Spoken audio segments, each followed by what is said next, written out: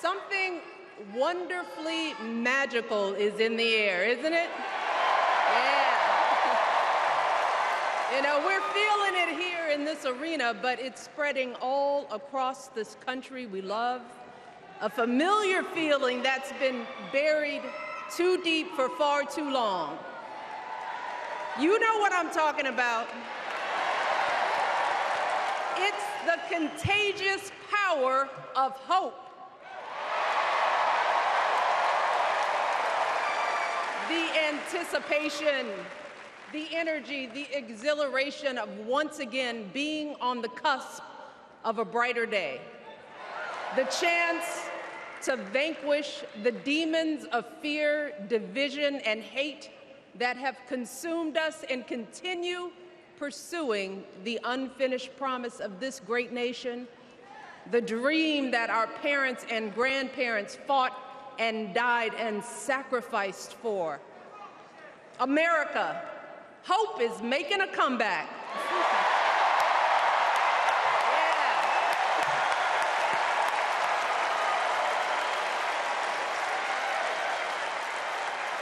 But to be honest, I am realizing that until recently, I have mourned the dimming of that hope. And maybe you've experienced the same feelings. Is that deep pit in my stomach, a palpable sense of dread about the future. And for me, that mourning has also been mixed with my own personal grief. The last time I was here in my hometown was to memorialize my mother, the woman who showed me the meaning of hard work and humility and decency, the woman who set my moral compass high and showed me the power of my own voice. Folks,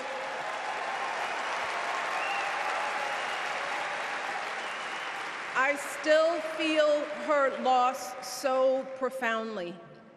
I wasn't even sure if I'd be steady enough to stand before you tonight, but my heart compelled me to be here because of the sense of duty that I feel to honor her memory and to remind us all not to squander the sacrifices our elders made to give us a better future.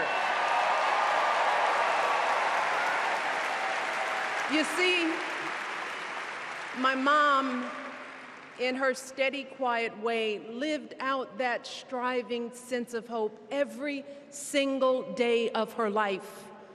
She believed that all children, all people have value, that anyone can succeed if given the opportunity. She and my father didn't aspire to be wealthy. In fact, they were suspicious of folks who took more than they needed. They understood that it wasn't enough for their kids to thrive if everyone else around us was drowning. So my mother volunteered at the local school. She always looked out for the other kids on the block. She was glad to do the thankless, unglamorous work that for generations has strengthened the fabric of this nation. The belief that if you do unto others, if you love thy neighbor, if you work and scrape and sacrifice, it will pay off. If not for you, then maybe for your children or your grandchildren. You see, those values have been passed on through family farms and factory towns, through tree-lined streets and crowded tenements, through prayer groups and National Guard units and social studies classrooms. Those were the values my mother poured into me until her very last breath. Kamala Harris and I built our lives on those same foundational values. Even though our mothers grew up an ocean apart, they shared the same belief in the promise of this country. That's why Her mother moved here from India at 19. It's why she taught Kamala about justice, about the obligation to lift others up, about our responsibility to give more than we take. She'd often tell her daughter, "Don't sit around and complain about things, do something." So, with that voice in her head, Kamala went out and she worked hard in school, graduating from an HBCU, earning her law degree at a state school. And then she went on to work for the people, fighting to hold lawbreakers accountable, strengthening the rule of law, fighting to get folks better wages, cheaper prescription drugs, a good education, decent health care, child care, elder care. From a middle-class household, Kamala worked her way up to become Vice President of the United States of America. My girl, Kamala Harris, is more than ready for this moment. She is one of the most qualified people ever to seek the office of the presidency. And she is one of the most dignified. A tribute to her mother, to my mother, and to your mother too. The embodiment of the stories we tell ourselves about this country. Her story is your story. It's my story. It's the story of the vast majority of Americans trying to build a better life. Look, Kamala knows, like we do, that regardless of where you come from, what you look like, who you love, how you worship, or what's in your bank account, we all deserve the opportunity to build a decent life. All of our contributions deserve to be accepted and valued. Because no one has a monopoly on what it means to be an American. No one.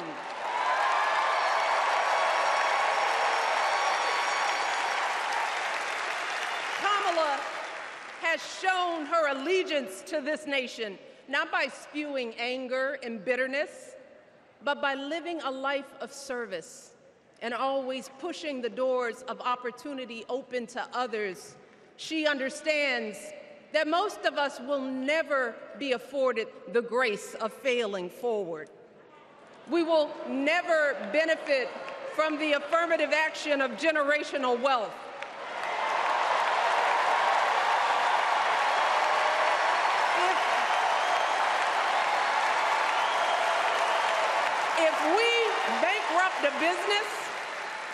If we bankrupt a business or choke in a crisis, we don't get a second, third, or fourth chance. If things don't go our way, we don't have the luxury of whining or cheating others to get further ahead. No. We don't get to change the rules so we always win. If we see a mountain in front of us, we don't expect there to be an escalator waiting to take us to the top. No. We put our heads down. We get to work. In America, we do something.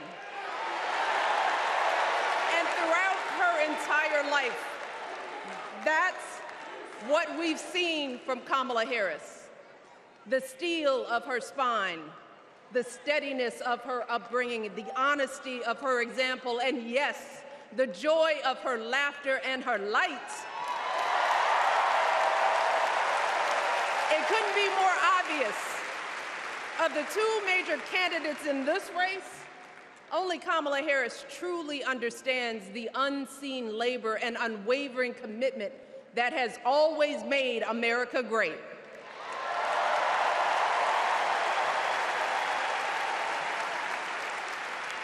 Now, unfortunately, we know what comes next. We know folks are going to do everything they can to distort her truth. My husband and I sadly know a little something about this. For years, Donald Trump did everything in his power to try to make people fear us. See, his limited, narrow view of the world made him feel threatened by the existence of two hard-working, highly educated, successful people who happen to be black.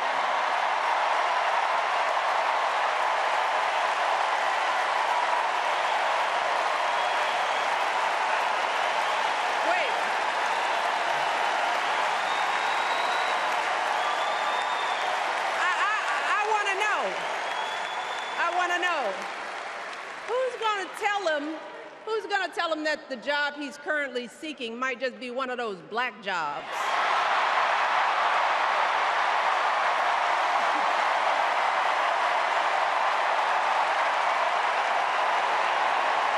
Look, it's his same old con. His same old con. Doubling down on ugly, misogynistic, racist lies as a substitute for real ideas and solutions that will actually make people's lives better. Look, because cutting our health care, taking away our freedom to control our bodies, the freedom to become a mother through IVF like I did, those things are not going to improve the health outcomes of our wives, mothers, and daughters. Shutting down the Department of Education, banning our books, none of that will prepare our kids for the future. Demonizing our children for being who they are and loving who they love, look, that doesn't make anybody's life better.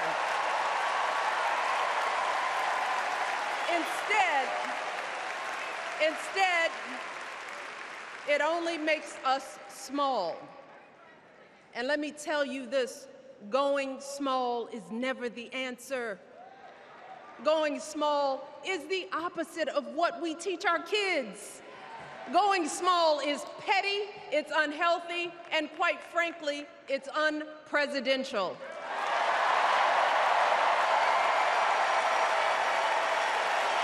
So, why would any of us accept this from anyone seeking our highest office? Why would we normalize that type of backward leadership? Doing so only demeans and cheapens our politics. It only serves to further discourage good, big-hearted people from wanting to get involved at all. America, our parents taught us better than that, and we deserve so much better than that. That's why we must do everything in our power to elect two of those good, big-hearted people. There is no other choice than Kamala Harris and Tim Walz. No other choice.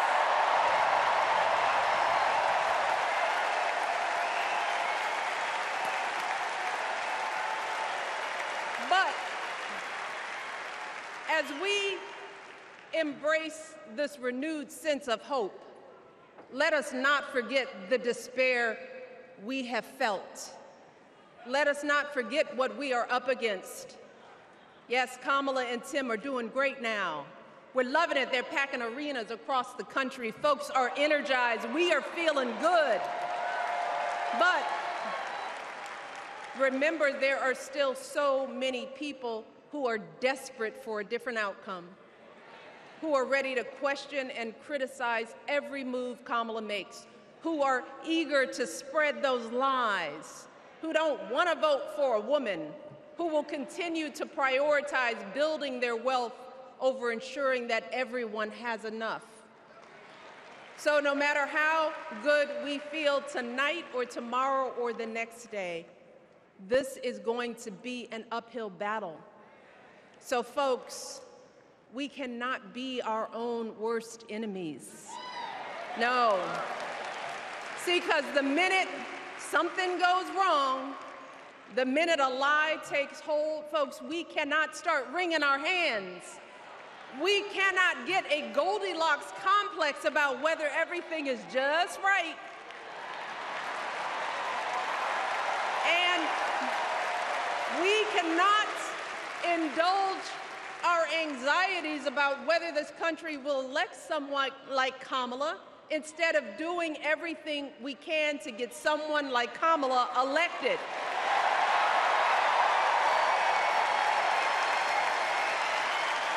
Kamala and Tim, they have lived amazing lives, and I am confident that they will lead with compassion, inclusion, and grace. But they are still only human. They are not perfect. And like all of us, they will make mistakes. But luckily, y'all, this is not just on them. This is up to us, all of us, to be the solution that we seek.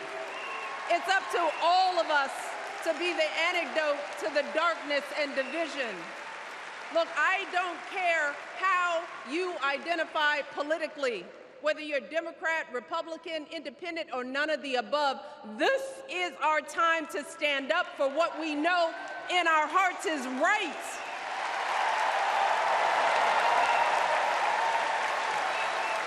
To stand up, not just for our basic freedoms, but for decency and humanity, for basic respect, dignity, and empathy, for the values at the very foundation of this democracy.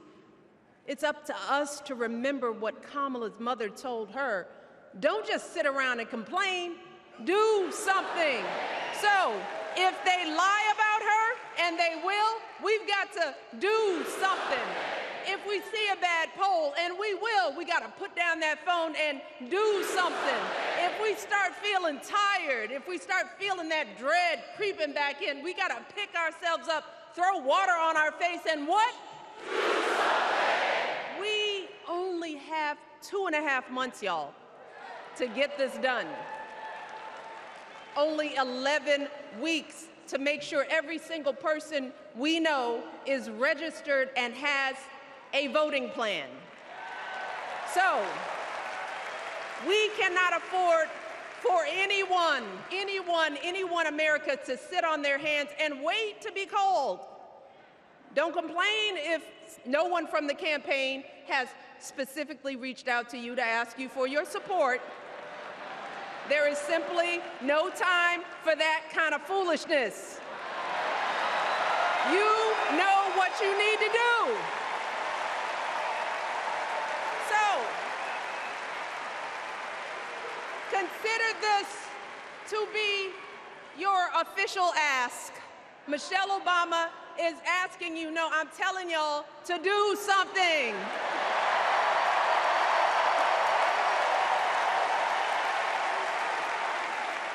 Because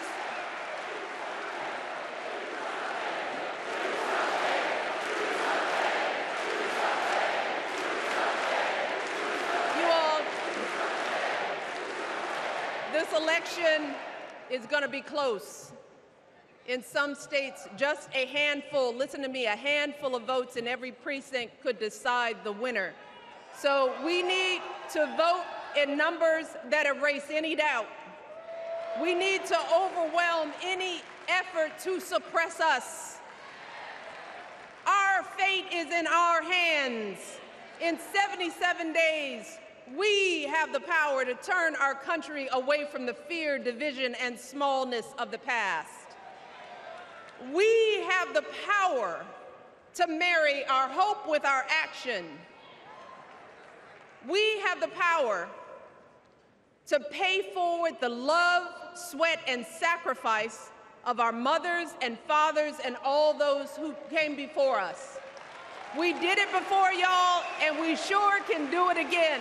Let us work like our lives depend on it. And let us keep moving our country forward and go higher, yes, always higher than we've ever gone before as we elect the next President and Vice President of the United States, Kamala Harris and Tim Walz. Thank you all. God bless.